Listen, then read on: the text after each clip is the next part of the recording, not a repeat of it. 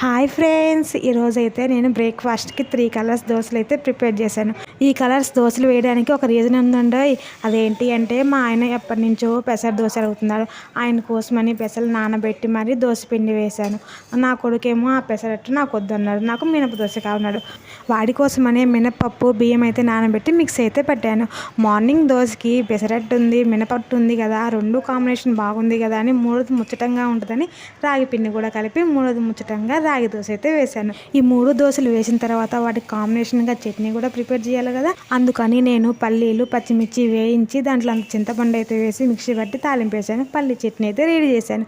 Next దీనిలోకి ఉల్లిపాయ కారం కూడా రెడీ చేశాను. అదేంటి అంటే ఉల్లిపాయలు, కారం, ఒక టమాటా అయితే వేసి మిక్సీ పట్టేశాను. ఇలా ఉల్లిపాయ కారం కూడా రెడీ చేశాను. ఇలా 3 దోశల్లోకి పల్లీ చట్నీ, ఉల్లిపాయ కారం వేసుకొని తింటే ఉంటుంది చూడండి, సూపర్ టేస్ట్ ఉంటుంది. ఒకసారి ట్రై చేయండి. Bye bye.